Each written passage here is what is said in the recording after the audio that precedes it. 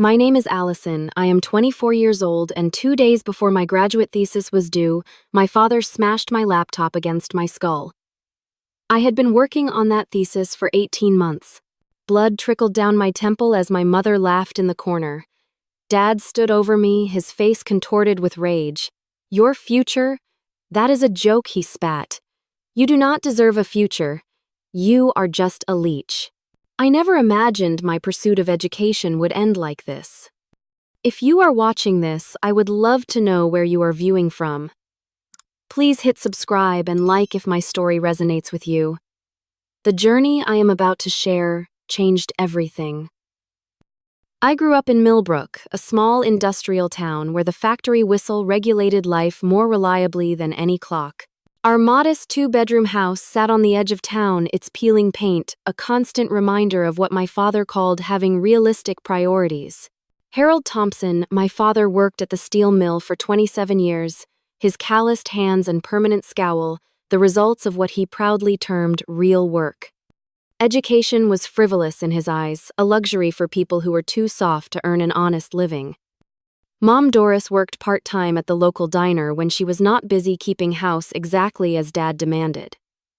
She learned early in their marriage that contradicting him led to days of cold silence or explosive arguments. Over time, she became his echo, reinforcing his opinions to avoid becoming their target. Occasionally, she would join his mockery of my academic interests, her nervous laughter a shield against becoming the next object of his derision. My older brother Frank was the golden child. He dropped out of high school junior year to work alongside Dad at the mill. "Now that is a real Thompson," Dad would announce proudly at family gatherings, clasping Frank on the shoulder. "None of that book nonsense, just honest work." Frank absorbed these lessons, eagerly mirroring Dad in both opinion and temperament. By 20, he had his own apartment and a steady paycheck, achievements that my parents considered the pinnacle of success. Meanwhile, I discovered very early that I loved learning. Words fascinated me. Numbers held secrets I wanted to unravel. Science experiments in our kitchen would make me lose track of time until Dad would storm in demanding I stop wasting food on foolishness. My third-grade teacher, Mrs. Sanderson, was the first to notice. "Allison has remarkable analytical skills," she told my parents during a conference they attended only because attendance was mandatory. Dad stared at the wall while Mom nodded politely, both of them forgetting her words before we reached the parking lot. By 5th grade, I won the district spelling bee. The local newspaper printed a small article with my photo. I was beaming, clutching my certificate while my classmates' parents snapped pictures. Mine never showed. "Had to work overtime," Dad claimed. I later overheard him telling Frank it was ridiculous to celebrate knowing how to spell words any normal person could just look up. In 7th grade, my science project on water quality in local streams earned state recognition. The principal called home personally to share the news. Mom answered and said, "That is nice," in the same tone she used when acknowledging the weather forecast. When I asked if they would drive me to the state competition 2 hours away, Dad scoffed. "We are not wasting gas so you can play scientist. That will not put food on the table." High school became my sanctuary. I joined every academic club possible, staying after school until the last possible moment before heading home. My English teacher, Mr. Vaughn, loaned me books from his personal collection. "Your mind is exceptional, Allison," he told me once. "Do not let anyone dim your light." My math teacher, Miss Garcia, stayed late to help me prepare for the advanced placement exams. "College will open doors you cannot even imagine yet," she encouraged.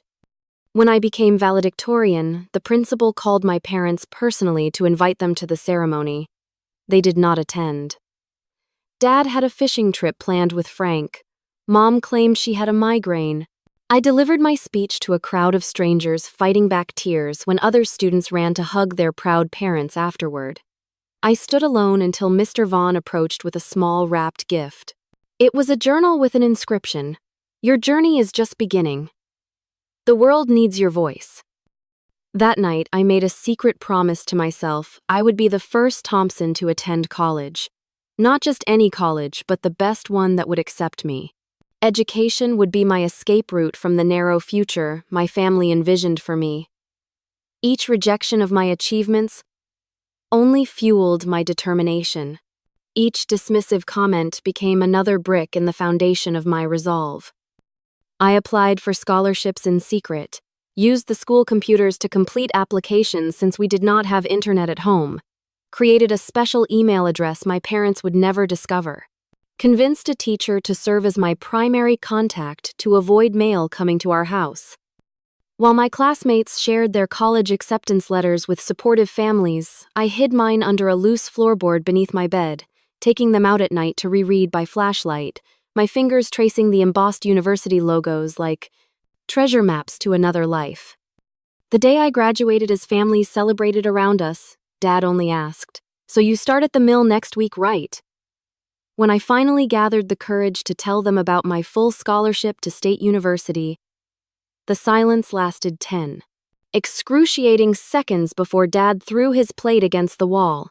"So you think you are too good for honest work, too good for your family? Books and theories do not feed people, Allison. Real work does." Mom just stared at her lap while Frank laughed and said, "Always knew you were weird." That night I packed what little I owned, knowing the bridge I was crossing was burning behind me. Yet somehow, despite the fear twisting in my stomach, each item I placed in my suitcase felt like reclaiming a piece of myself they had never fully recognized existed. My first day of college orientation felt like stepping onto another planet. Families helped unload cars packed with dorm supplies, mothers fussing over bed arrangements while fathers assembled furniture. I arrived alone on a Greyhound bus with one suitcase and a backpack containing everything I owned. The scholarship covered tuition and basic room and board, but nothing else. No spending money, no laptop, no extra clothes or supplies. "Your parents coming later?" my roommate Jasmine asked while her own mother organized their closet space. Her father was setting up a mini fridge he had purchased as a surprise. "They had to work," I lied, the first of many such lies I would tell over the next 4 years. The truth was too complicated, too painful to explain to these strangers whose parents hugged them goodbye with tears and proud smiles. That first semester was the hardest adjustment.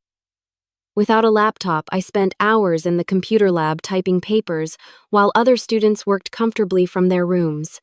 The financial aid office helped me find a work-study position in the cafeteria, but the hours were limited and the pay barely covered essentials. I found a second job waiting tables at a diner near campus, working nights and weekends while trying to maintain the GPA required for my scholarship. 3 weeks into October, my carefully constructed budget collapsed when I developed strep throat. The clinic visit and antibiotics depleted my meager savings. With nowhere else to turn, I swallowed my pride and called home. Mom answered, her voice immediately guarded. "Is everything okay?" she asked, meaning, "Are you finally giving up this college nonsense?" "I am a little short on money this month," I explained.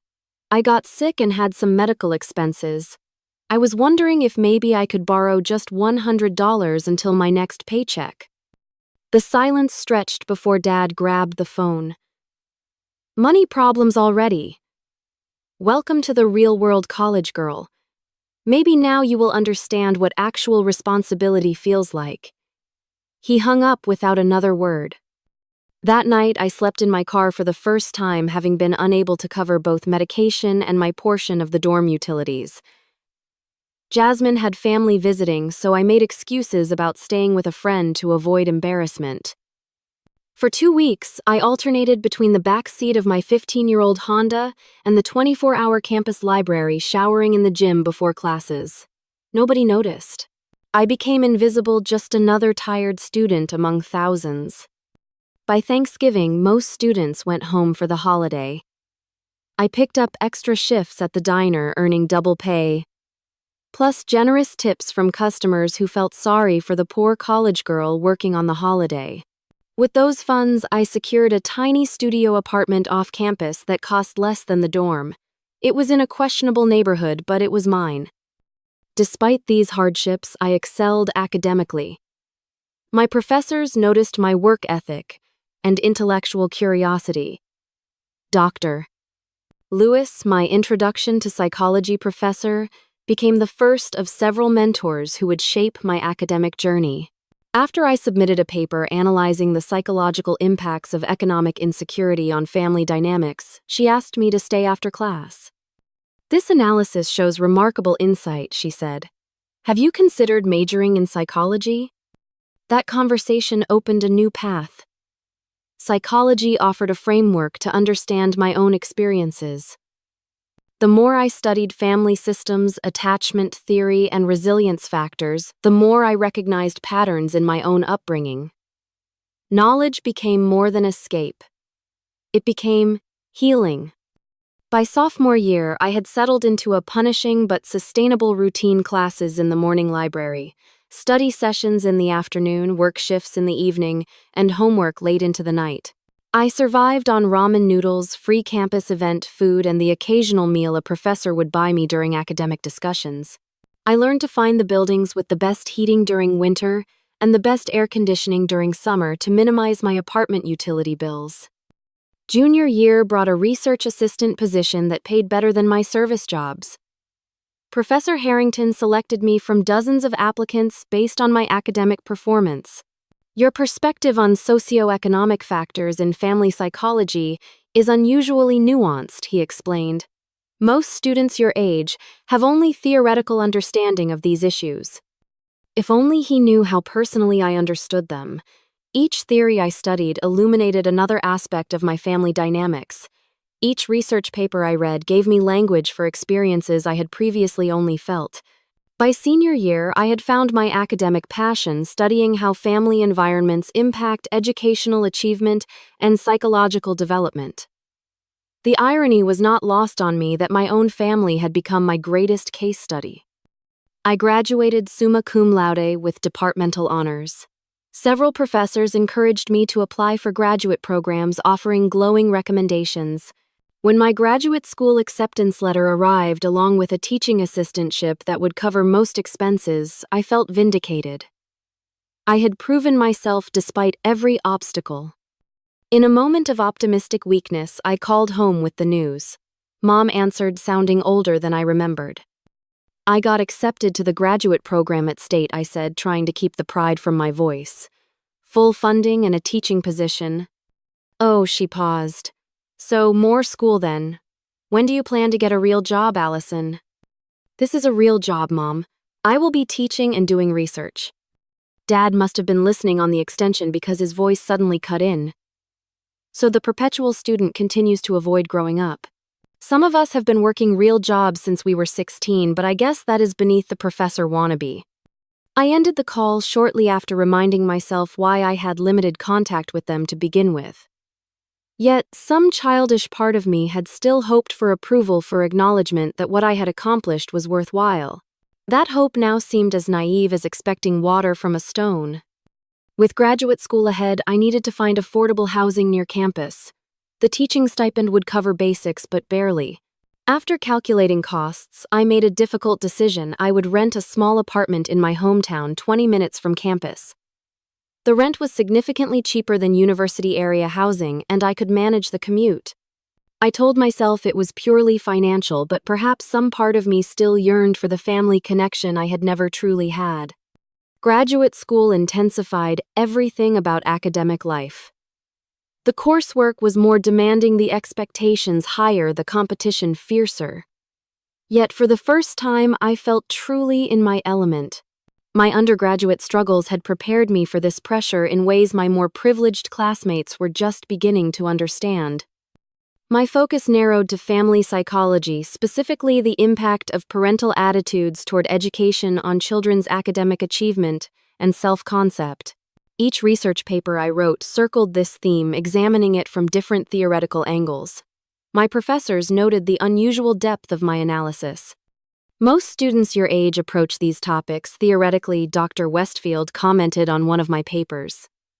"Your work shows a remarkably nuanced understanding of the lived experience." If only she knew how personal this research was to me. Every statistical correlation I studied reflected moments from my own childhood. Every case study contained echoes of my own story. I was simultaneously the researcher and the subject, though I kept this duality carefully hidden behind academic language and methodological rigor. 3 months into the program, my carefully balanced budget collapsed when my car needed major repairs. The teaching stipend barely covered rent, utilities, and food, with nothing left for emergencies. After exhausting all other options, I reluctantly called my parents. "I need a place to stay for just a month or two while I save for a new car," I explained, hating the vulnerability in my voice. "I can pay some rent help with chores, and I will be at the university most days anyway." To my surprise, they agreed with minimal argument. "Dad grumbled about coming back with your tail between your legs, but Mom seemed almost pleased at the prospect of having me home. Maybe I thought naively time had softened their attitudes. Maybe seeing my dedication would finally earn their respect." The first week went surprisingly well. I set up a small workspace in my old bedroom, now used mainly for storage. I established a routine of leaving early for campus and returning late, minimizing our interaction time. Mom occasionally left plates of food in the refrigerator with my name on them. Dad limited his commentary to occasional muttered remarks about career students, but nothing directly confrontational. This fragile peace allowed me to focus on developing my thesis proposal. The topic had evolved naturally from my previous research, educational resilience in first-generation college students' family dynamics and psychological coping mechanisms. My thesis committee approved it enthusiastically, noting its potential contributions to understanding barriers to higher education access. Dr. Westfield agreed to serve as my primary advisor, providing crucial guidance and support as I developed my research methodology. The initial research phase went smoothly. I conducted literature reviews, designed survey instruments, and obtained institutional review board approval for human subjects research. I scheduled interviews with 20 first-generation college students, carefully selecting participants whose experiences would provide diverse perspectives on the phenomenon I was studying. Each interview lasted 2 to 3 hours, yielding rich, qualitative data that both validated and complicated my initial hypotheses. As the work intensified, so did tensions at home. What began as subtle digs escalated into daily commentary on my obsession with schoolwork and questions about when I would join the real world. Dad took particular issue with my laptop, which represented everything he despised about intellectual pursuits. "Staring at that screen all day will rot your brain," he would announce, deliberately turning on the television to maximum volume whenever I was working. "People who type for a living are just pretending to work." Mom adopted her familiar pattern of passive reinforcement. "Your father just wants what is best for you," she would say after particularly harsh comments. "Maybe a nice office job would be better than all this stress." Simpler. Simpler. As if I wanted simple. As if I had not spent my entire life fighting to escape simple. My brother Frank began dropping by more frequently, always when I was deep in concentration. He would barge into my room without knocking, ask pointless questions, or remind me of family obligations I had supposedly forgotten. Each interruption cost valuable time and mental energy, as I struggled to regain my focus. Sleep became a luxury I could rarely afford. I began working through the nights when the house was quiet, catching a few hours of rest in the early morning before heading to campus. The physical and mental exhaustion accumulated, but my determination only grew stronger. Every obstacle they created fueled my resolve to complete this thesis, to prove once and for all that their limited vision of my worth was wrong. 6 weeks before my submission deadline, Dr. Westfield reviewed my draft and provided critical feedback that necessitated substantial revisions. "Your analysis is strong," she explained, "but you need to restructure your findings to more clearly address the theoretical framework. These connections are implicit in your work, but they need to be explicit." This setback coincided with technical issues that corrupted some of my backup files. I lost several days of work, forcing me to reconstruct complex statistical analyses from memory and scattered notes. The pressure mounted as the deadline approached with seemingly insurmountable obstacles. Each day, I felt the thesis slipping further from completion. The night I overheard my parents talking about me in the kitchen was the breaking point. I had come downstairs for coffee, desperate to stay awake for another all-night writing session. Their voices drifted from around the corner. "She thinks she is so smart with all those books and big words," Dad was saying. "What good is a fancy degree if you still live with your parents at 24? Frank had his own place at 19. "I worry about her," Mom replied, not in defense, but in agreement. All this education, and for what? No husband, no children, just papers. Nobody will ever read. Waste of time and money, Dad concluded. Should have gone to work after high school like a normal person. I retreated silently to my room, their words burning like acid in my chest. With renewed determination, I worked 20 hours straight, fueled by coffee and rage. By the time dawn broke, I had reconstructed the lost analyses and implemented most of Dr. Westfield's suggested revisions. My thesis was 90% complete, with 48 hours remaining until submission. That morning, Dad escalated his interference, barging into my room every 30 minutes with trivial demands or comments. Each interruption scattered my thoughts like startled birds that took increasingly longer to return. Mom contributed by insisting I take breaks to eat meals I did not want, or help with household tasks that suddenly could not wait. "Your thesis will still be there tomorrow," she said dismissively when I explained the deadline. "Family comes first." The final 24 hours became a battle of wills. I had retreated to the dining room table, the only space with adequate room for my reference materials. Dad deliberately turned on the television in the adjacent living room, switching to a sports channel at maximum volume. When I asked him to lower it, he launched into a tirade about ungrateful children and his house, his rules. I worked through the night completing the final revisions as sunlight began filtering through the curtains. Just formatting and one last proofread remained. The submission deadline was noon. I was exhausted but triumphant, knowing I had overcome every obstacle they had placed in my path. The thesis was good. Not just adequate, but genuinely insightful work that made meaningful contributions to my field. For the first time in weeks, I allowed myself to feel a glimmer of pride. That was when Dad entered the dining room, coffee mug in hand, and everything changed forever. The morning of my thesis submission day dawned with a deceptive calm. Birds chirped outside my window as sunlight filtered through the cheap blinds. I had been awake for nearly 36 hours straight, sustained by black coffee and sheer determination. My eyes burned from staring at the screen, but a sense of accomplishment overshadowed the exhaustion. Just a few more hours and 18 months of work would culminate in my thesis submission. The house was quiet as I tiptoed to the kitchen for my 5th coffee refill. The digital clock on the microwave showed 7:06 a.m., less than 5 hours until the noon deadline. I just needed to complete the final proofread, format the references according to academic standards, and prepare the submission package. Barring disaster, I would finish with time to spare. I had set up my workspace on the dining room table the previous evening after Dad commandeered the living room for a basketball game at full volume.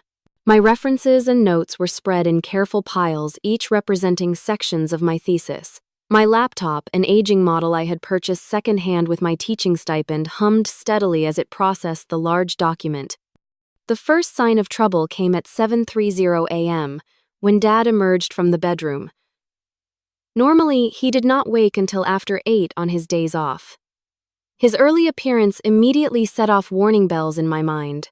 He stood in the kitchen doorway, observing my work setup with narrowed eyes. "Still playing student, I see," he commented, his voice carrying that familiar tone of dismissal. "Normal people are heading to work right about now." I bit back the retort that formed instantly in my mind. Just a few more hours. Do not engage. Do not give him an excuse. "Good morning, Dad," I said instead, keeping my voice neutral. "I will be done soon. My submission is due at noon." He grunted, moving to the coffee maker. Submission. Fancy word for homework. When I was your age, I was already supporting a family. The familiar comparison hung in the air. I had heard some version of this statement hundreds of times throughout my life. Today, it barely registered as I continued reviewing my methodology section. Mom appeared next, her hair still in curlers. She surveyed the dining room table with pursed lips. "All these papers everywhere," she commented. "We need to set the table for breakfast." "I just need a few more hours," I explained, trying to keep the desperation from my voice. "This is due today." "It is the culmination of 2 years of work." Work, Dad scoffed from the kitchen. "Typing is not work. Try carrying steel beams in 100-degree heat.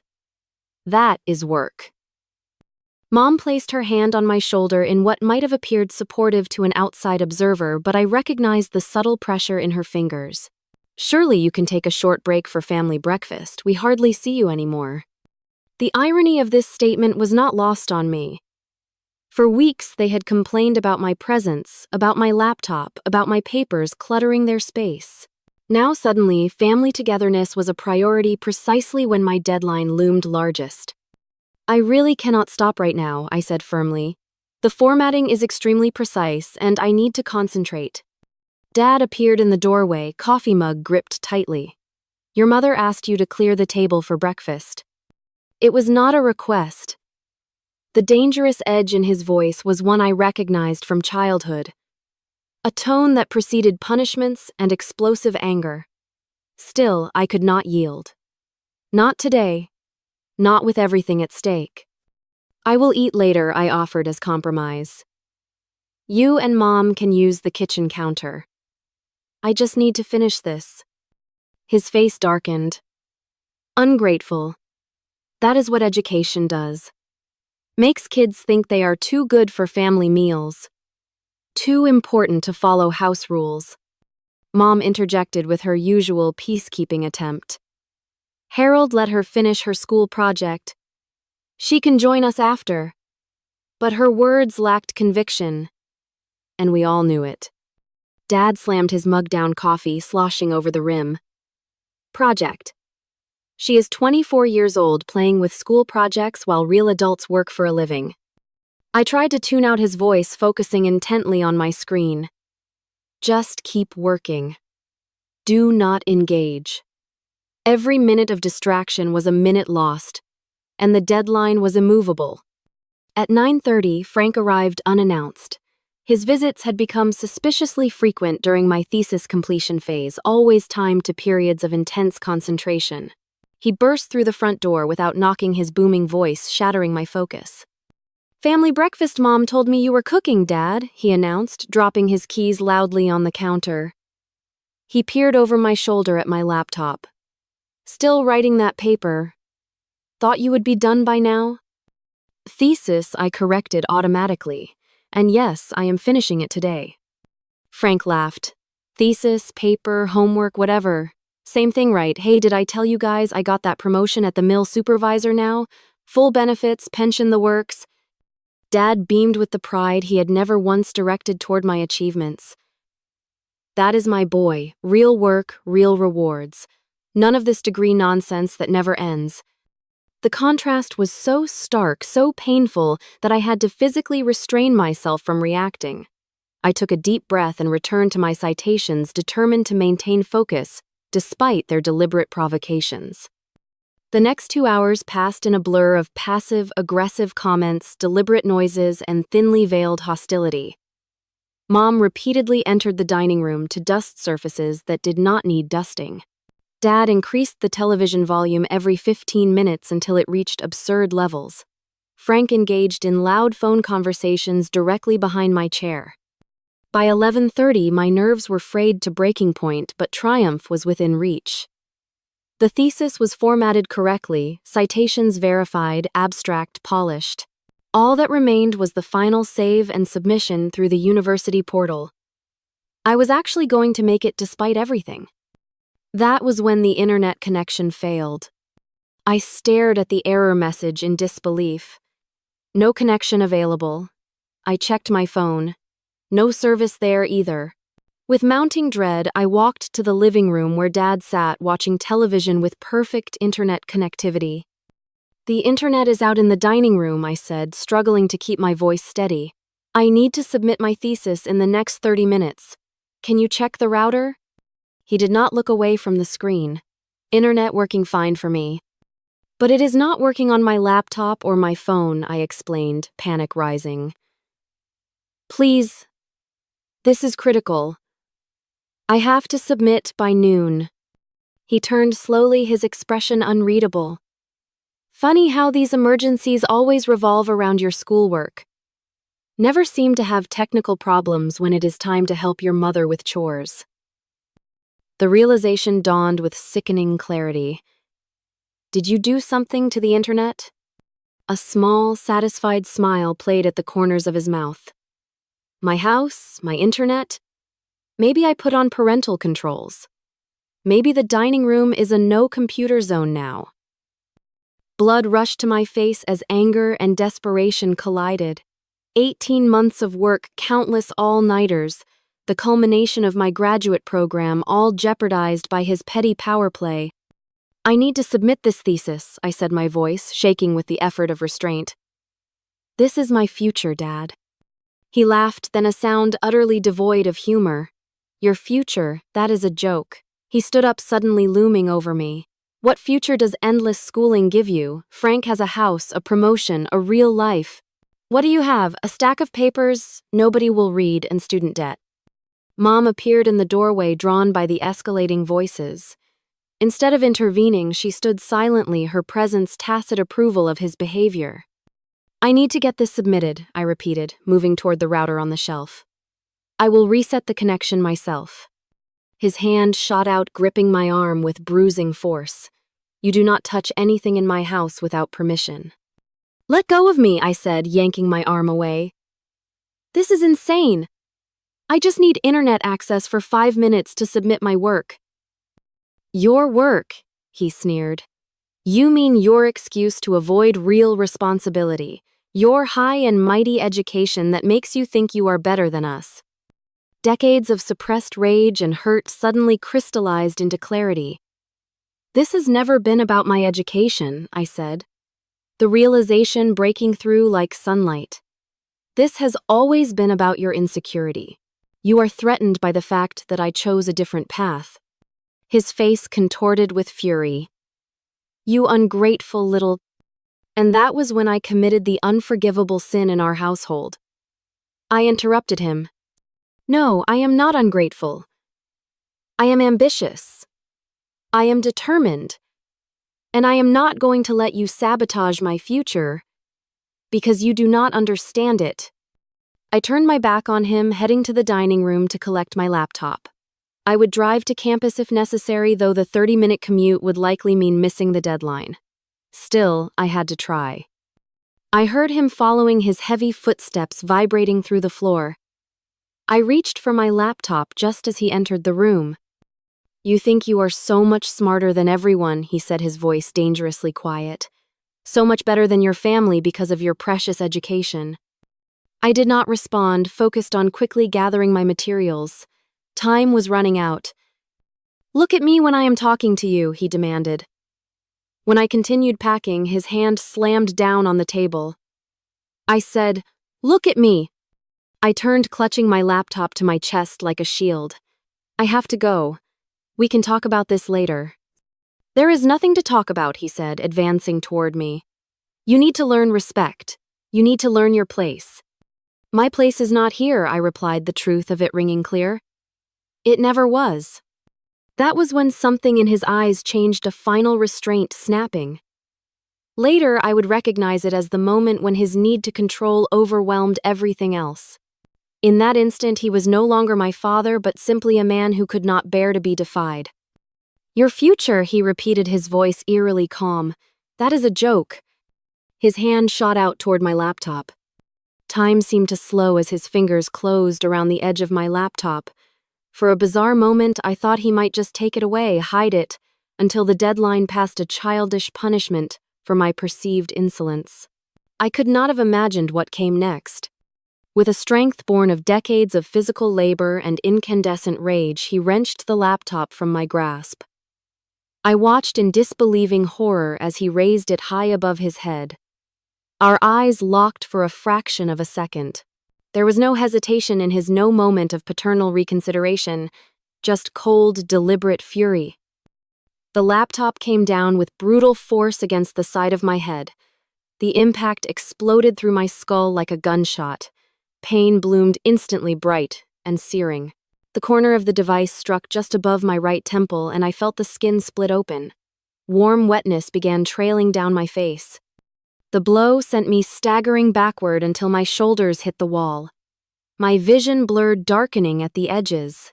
Through the disorientation, I saw my laptop hit the floor, the screen separating from the keyboard with a sickening crack of plastic and electronics. 18 months of work shattered in an instant. "You do not deserve a future," Dad snarled, standing over me as I slid down the wall. "You are just a leech." The most shocking sound came next. Laughter. My mother's laughter, high and nervous from the doorway where she stood watching. Not intervening, not calling for help, not showing an ounce of maternal protection. Just laughing as if her husband had told a slightly off-color joke rather than assaulted her daughter. "Harold," she finally said, still giggling inappropriately, "that is enough now." Enough blood was trickling into my eye. My thesis, my graduate degree, my future lay in pieces on the floor. And this was simply enough now. Dad stood over me, chest heaving as if surprised by his own actions, but not remotely regretful. "Clean yourself up," he muttered finally. "And clean up this mess too." He turned and walked away, Mom following him like a shadow.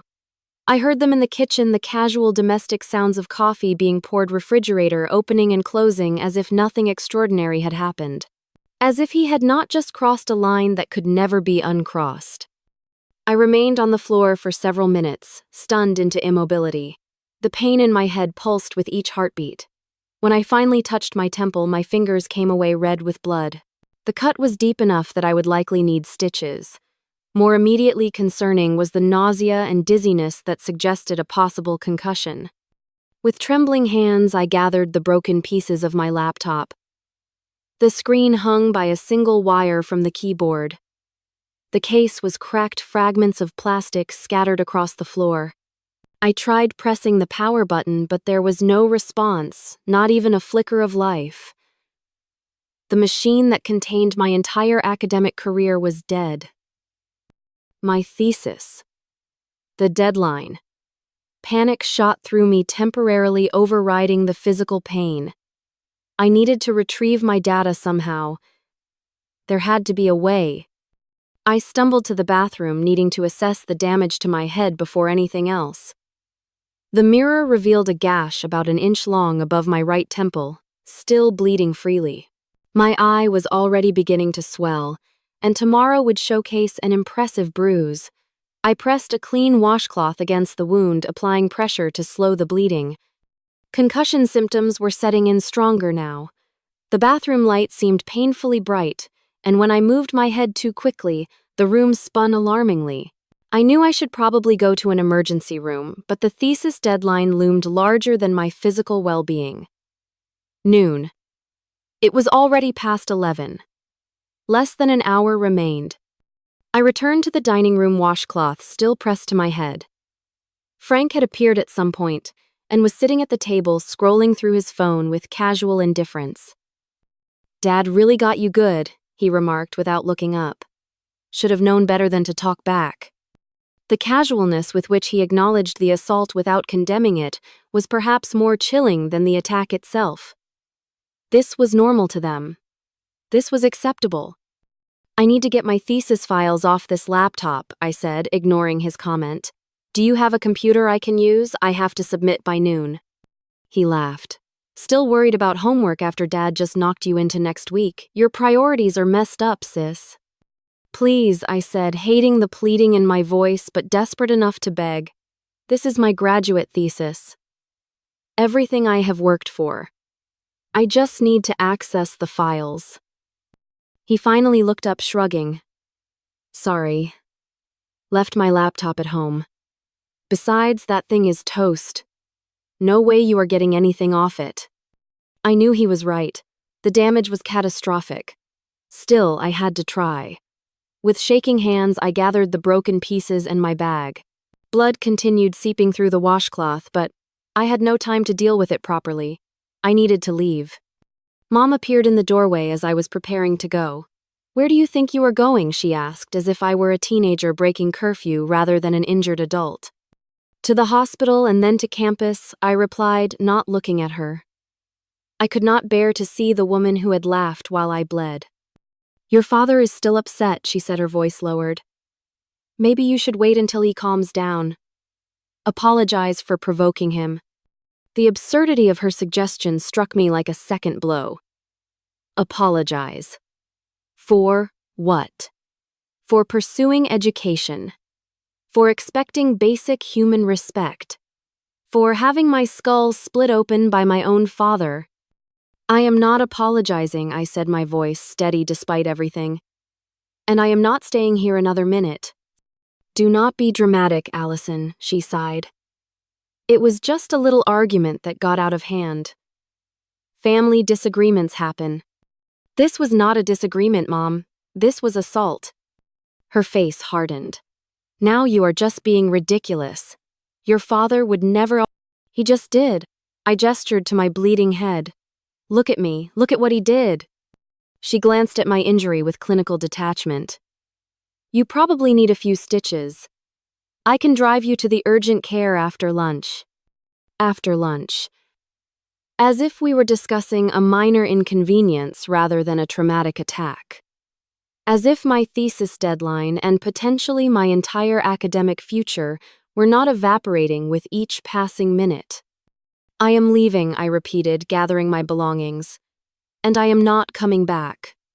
Dad's voice boomed from the living room. "If you walk out that door, do not bother coming back. Ungrateful children do not get second chances in this house." Mom gave me a look that somehow managed to be both pleading and accusatory. "See what you have started. Just apologize. And this will all blow over." In that moment, I saw with perfect clarity the dynamic that had shaped my entire life. The enabler and the aggressor working in seamless tandem to maintain a system of control through fear and manipulation. I had been trying to escape it since childhood, but some lingering hope for parental love had kept me tethered to their toxic orbit. "No more." "Goodbye, Mom," I said quietly, moving past her toward the door. "You will regret this," she called after me. "When your fancy education leaves you alone with no family, you will regret choosing books over blood." I did not respond. There was nothing left to say. With my broken laptop clutched against my chest and blood still trickling down my face, I walked out the front door into the blinding sunlight of a future suddenly unmoored from everything I had worked toward. The dizziness hit me hard as soon as I reached my car. Concussion symptoms were intensifying, making it difficult to focus. I sat behind the wheel trying to organize my thoughts through the pain and disorientation. The thesis deadline. The head wound. The shattered laptop. Everything was falling apart simultaneously. I checked my phone. 11:40. No time to get to campus before the noon deadline. No way to recover my files from the destroyed computer. No option to request an extension without documentation of the emergency. The culmination of my graduate work was slipping away, while blood continued seeping through the washcloth pressed to my temple. For perhaps the first time in my life, I had no plan, no backup strategy, no clear path forward. I started the car anyway, pulling away from the house where I had endured 2 decades of systematic undermining and emotional abuse, culminating in this final, unforgivable act of violence. I had no destination in mind as I drove away, only the certainty that I could never return. Whatever came next, I would face it, without the weight of their toxic expectations dragging me down. Blood might be thicker than water, but it was never meant to be spilled by the people who claim to love you. I drove aimlessly for 20 minutes, my thoughts scattered by pain and shock. Blood had soaked through the washcloth, and the throbbing in my head intensified with each passing minute. Eventually, I pulled into Riverside Park, an empty public space on a weekday morning. I parked under a shady oak tree, and finally allowed myself to feel the full weight of what had happened. The tears came suddenly and violently, great heaving sobs that seemed to originate from some primal place I had kept locked away for years. I cried for the little girl whose achievements were systematically dismissed, for the teenager who hid college acceptance letters like contraband, for the graduate student whose own father destroyed her work out of spite and insecurity. Most of all, I cried for the daughter who had spent a lifetime seeking approval from people fundamentally incapable of giving it. A sharp ping from my phone interrupted the breakdown. It was an email from Dr. Westfield. Allison, noon deadline approaching. Please confirm submission status. Reality crashed back with brutal force. The thesis. The deadline. My entire academic future hanging in the balance. I checked the time. 1:1:5:2. 8 minutes remained, and I was sitting in a park with a head injury and a shattered laptop. It seemed hopeless. Then something shifted inside me. A strange calm descended, replacing the panic and despair. If my family had taught me anything, it was resilience in the face of impossible odds. I had been overcoming their obstacles my entire life. This was just one more barrier, albeit the most extreme. First things first. I found a clean tissue in my glove compartment and pressed it to my still bleeding temple. Then I typed a quick reply to Dr. Westfield. Emergency situation. Heading to campus now. Please advise about late submission protocol. The response came almost immediately. What kind of emergency are you all right? I hesitated, then decided complete honesty was the only option. Physical injury requiring medical attention. Laptop destroyed. Cannot access thesis files. Will explain in person. I started the car and headed toward campus, driving slowly to accommodate my dizziness. My phone pinged again. Dr. Westfield had replied, "Go to University Health Services immediately. I will meet you there. Do not worry about the thesis right now." Her concern, so different from my family's reaction, brought fresh tears to my eyes. I followed her instructions, navigating carefully to the University Health Center. By the time I arrived, blood had soaked through the tissue and was trickling down my face again. The receptionist took one look at me and immediately ushered me into an examination room. The nurse who attended to me, a middle-aged woman named Linda with kind eyes and efficient hands, cleaned the wound while asking gentle questions about what happened. I found myself telling her the unvarnished truth. My father smashed my laptop against my head when I tried to submit my thesis. I said the words sounding surreal even as I spoke them. Her hands stilled momentarily before resuming their work. "This injury is consistent with what you are describing," she said carefully. "I am going to document everything thoroughly. The doctor will be in shortly to determine if you need stitches, and we will need to assess you for concussion." "I have a thesis deadline," I explained. Or had. It was noon. "Your health comes first," Linda said firmly. "Academic deadlines can be extended for medical emergencies. This absolutely qualifies." Dr. Westfield arrived while the doctor was examining me. She took one look at my injury and her professional composure cracked slightly. "My God, Allison," she breathed. "What happened?" The doctor, who had just confirmed I had a mild concussion and needed 4 stitches, looked up. "Are you her professor?" Dr. Westfield nodded. "Thesis advisor." "Your student has sustained a significant head injury," he explained. "Concussion protocols need to be followed. No screens, limited cognitive strain for at least 48 hours. Of course, she agreed immediately. "The deadline is completely waived. We can discuss extensions once she has recovered."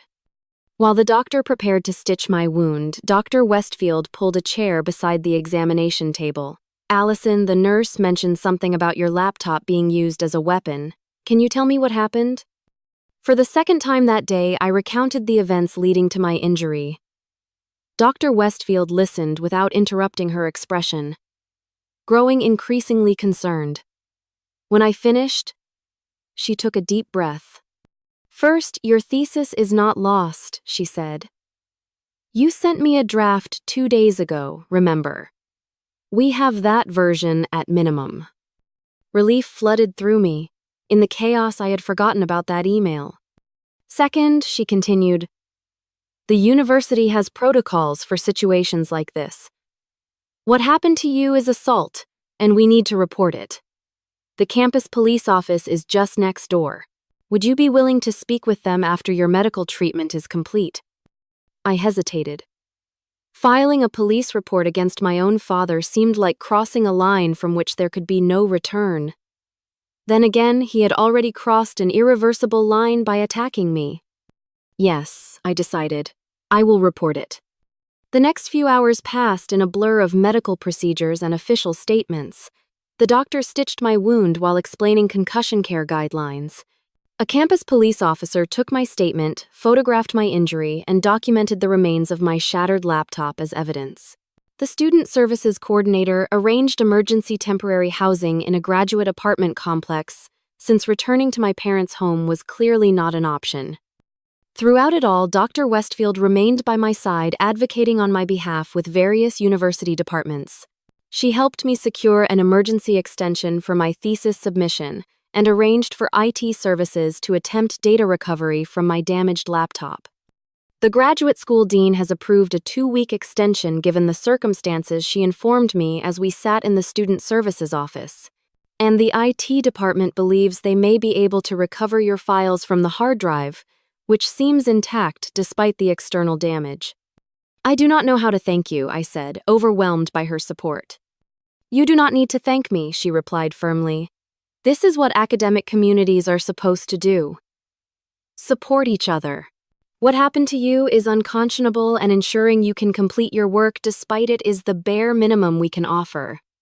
Her words struck a profound chord. Support. Community. Concepts so foreign to my family experience that they seemed almost mythical. Yet here they were manifesting in practical assistance when I needed it most. By late afternoon, the immediate crises had been addressed. My wound was treated, the police report filed, emergency housing secured, and academic accommodations arranged. The IT department had taken my laptop, promising to attempt data recovery overnight. I was instructed to rest and follow concussion protocols, which meant no reading or screen time for at least 24 hours. As Dr. Westfield walked me to my temporary housing, she asked a question that caught me off guard. Allison, is this the first time your father has been physically violent with you? Yes, I answered truthfully. The emotional abuse has been constant, but this was the first physical attack. She nodded thoughtfully. I suspected as much from your research focus.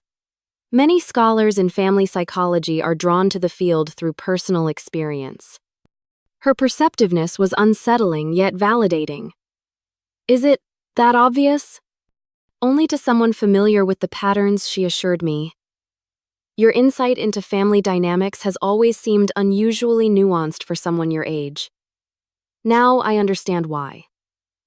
We reached the apartment building, and she helped me get settled in the simple but comfortable emergency housing unit. Before leaving, she placed a business card on the counter.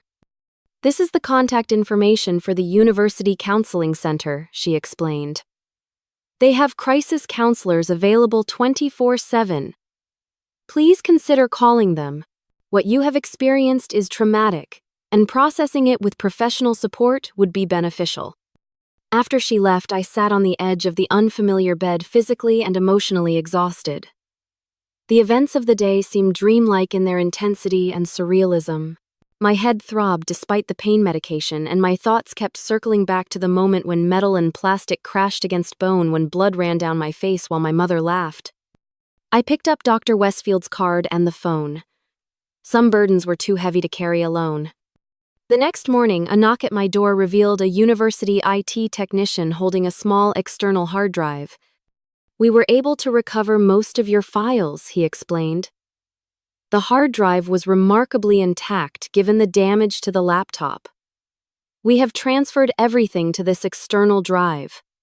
I accepted it with hands that trembled slightly from a combination of medication, exhaustion, and profound relief. Thank you. You have no idea what this means. Just doing my job, he replied with a smile. The tech department wishes you a speedy recovery. Once he left, I connected the drive to the loaner laptop provided by Student Services. There it was, my thesis intact, except for the final few edits I had made the morning of the incident. Compared to what could have been lost, this was a miracle. Despite the concussion protocols advising against screen time, I spent the next several hours completing the final formatting and revisions. My head pounded and my vision occasionally blurred, but determination overrode physical discomfort. By late afternoon, I submitted the completed thesis through the university online portal. The confirmation email arrived moments later. Thesis received. Submission recorded. Those 5 words represented victory over every obstacle my family had placed in my path. Despite their efforts to derail my education, despite the physical violence and emotional abuse, despite the destruction of my property and the injury to my person, I had succeeded. The thesis was submitted. The degree requirements would be fulfilled. The future they claimed I did not deserve was still mine to claim. As I closed the laptop, a profound realization settled over me. The family that should have supported me had tried to destroy me instead. Yet their very opposition had forged the resilience that allowed me to overcome the damage they inflicted. The ultimate rebellion against their negativity was not anger or retaliation, but success on my own terms. With that thought, I picked up the phone again, this time to call the university legal office about filing a restraining order. Some bridges needed to be not just crossed but burned completely to prevent any possibility of return. My parents had made their choice. Now I was making mine. The physical healing began with 4 stitches above my right temple. The wound closed neatly, leaving a small scar that would fade but never completely disappear. In a way, it seemed fitting. A permanent, visible reminder of the moment that severed my final connection to my family of origin. The concussion symptoms persisted for nearly 3 weeks. Headache, sensitivity to light, occasional dizziness, all gradually diminishing as my brain recovered from the trauma. University Health Services monitored my progress with weekly appointments, and the campus counseling center became a fixture in my routine, with twice-weekly sessions helping me process not just the assault, but the lifetime of emotional abuse that preceded it. My thesis defense was postponed by a month to accommodate my recovery. When the day finally arrived, I stood before my committee with a confidence born of surviving the worst and continuing anyway. The questions were challenging but fair, my responses clear and well-reasoned. At the conclusion, Dr. Westfield announced what I had scarcely dared to hope for: highest honors. Unanimous decision. Those words echoed in my mind as I walked across campus afterward. Highest honors. After everything, I had not just succeeded but excelled. The validation was sweet, but more important was the internal knowledge that I had persevered against extraordinary obstacles. No external recognition could match the strength I had discovered within myself. The restraining order against my parents was granted without contest. They did not appear at the hearing, sending, instead, a brief statement through their lawyer claiming I had always been prone to exaggeration and attention-seeking behavior. The judge reviewed the medical records, police report, and photographs of my injury before declaring their response concerning in its dismissiveness of documented assault. The order was approved for the maximum duration with provisions for extension if necessary. As spring turned to summer, unexpected news arrived from the university. The department had an opening for a research assistant position that came with a modest stipend and campus housing for the upcoming academic year. Dr. Westfield had recommended me. Your thesis has attracted attention from several faculty members, she explained when I met with her to discuss the opportunity. The intersection of family dynamics, educational resilience, and first-generation student experiences is increasingly relevant to our institutional goals. We would like you to continue and expand this research. The position would allow me to remain in the academic environment, where I had found support and purpose, while establishing my independence on firmer footing. I accepted immediately. 2 months after the assault, as I was settling into my new campus apartment and research role, an unexpected visitor appeared at my office door. Frank stood awkwardly in the hallway, looking simultaneously defiant and uncertain. Can we talk? He asked, his usual bravado notably absent. I hesitated, my hand instinctively rising to the faint scar on my temple. That depends on what you want to say. He flinched slightly at the gesture. I am not here to defend them, he said quickly. What Dad did was wrong. Really wrong. The admission shocked me into silence. Frank had always been our father's echo, reinforcing every criticism, amplifying every dismissal of my choices. Mom and Dad told everyone you fell and hit your head on the table, he continued. But I saw the broken laptop. I know what really happened. And you are just now acknowledging this. 2 months later, he looked down. I should have said something that day. Should have stopped him or helped you afterward. I know that.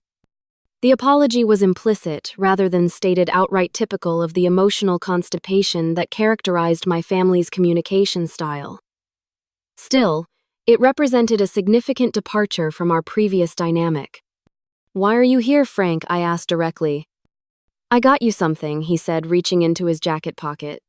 He produced a small box which he placed on my desk, to replace what was broken. Inside was a new laptop significantly nicer than the second-hand model that had been destroyed. The gesture was simultaneously touching and insufficient, a material solution to a problem that ran bone deep. Thank you, I said carefully, but a laptop does not fix what happened. I know, he admitted. Nothing really fixes it. Dad crossed a line that day. Mom too, with her reaction. He paused, seeming to struggle with his next words. I have been thinking a lot about how they treated you compared to me. How they always made your achievements seem worthless, while praising me for basic stuff. It was not fair. Coming from Frank, this acknowledgement was seismic. He had benefited his entire life from the uneven distribution of parental approval. Recognizing it required a level of self-reflection I had not thought him capable of. No, it was not fair, I agreed. But it shaped who I am for better or worse. Mostly better, looks like, he said, glancing around my university office with what seemed like genuine admiration. You made it despite them. Maybe even because of them in some weird way. His insight surprised me. Perhaps he was more perceptive than I had given him credit for. Will you keep in touch? He asked, as he prepared to leave. Not with them. Just with me. I would like to know how you are doing. I considered the request carefully. Frank had been complicit in the family dynamic that culminated in violence, but he was also a product of that environment, shaped by the same forces that had nearly broken me. We can try, I offered, slowly. It was a small opening but significant. The ability to selectively reconstruct family connections on my own terms was a form of power I had never possessed before. As my research position evolved into a more permanent role, I began incorporating my personal experiences into outreach programs for first-generation college students from challenging family backgrounds.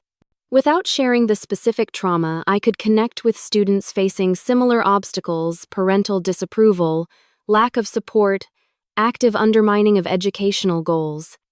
Family resistance to your education often says more about their insecurities than your choices, I would tell these students. Your pursuit of knowledge threatens the status quo, challenges their worldview, and sometimes highlights opportunities they never had or choices they regret not making. This framework helped many students depersonalize the opposition they faced, to see it as a systemic issue rather than a personal failure. The ability to transform my painful experiences into support for others became the most unexpected gift of my journey. 1 year after the assault, I received an invitation to present my research at a national conference on educational equity. Standing at the podium before hundreds of educators and researchers, I felt a profound sense of vindication. The path that my father had literally tried to beat me away from had led to professional recognition, meaningful work, and a community that valued precisely what my family had dismissed. Educational resilience is not just about academic persistence despite socioeconomic barriers, I explained during my presentation. It is also about maintaining self-belief when the people who should be your strongest supporters become your most significant obstacles. For many first-generation students, the greatest achievement is not the degree itself, but the psychological strength required to pursue it in the face of active discouragement from those whose approval they most desire. The standing ovation that followed was gratifying, but the real reward came during the networking session afterward, when student after student approached to share how my framework had helped them understand their own family dynamics. I had transformed personal trauma into professional insight that benefited others. There could be no more complete victory over the narrative my parents had tried to impose. As for my parents themselves, the distance I maintained proved to be the healthiest choice. Occasional updates from Frank indicated they remained unchanged, still minimizing the assault as a misunderstanding and portraying themselves as victims of an ungrateful daughter. Their inability to acknowledge the reality of what happened only confirmed the wisdom of my decision to remain apart from them. The greatest insight came gradually through both professional study and personal reflection. Their treatment of me had never truly been about me at all. My father's rage, my mother's enabling, my brother's initial complicity, all stemmed from their own limitations, fears, and unfulfilled potentials. Understanding this did not excuse their behavior, but it liberated me from the weight of wondering what I could have done differently to earn their approval. Nothing.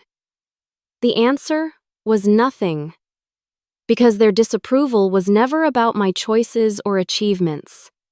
It was about what those achievements reflected back to them, about their own lives. My success became a mirror they could not bear to look into, so they tried to shatter it instead. In breaking away, I found the freedom to define family on my own terms. The colleagues who supported me through crisis, the students who shared their similar journeys, the mentors who recognized my potential when my parents could not, these people became my chosen family, connected not by blood but by mutual respect, shared values, and genuine care for each other's well-being. 2 years after the laptop incident, I stood in my new apartment hanging the framed copy of my graduate degree on the wall.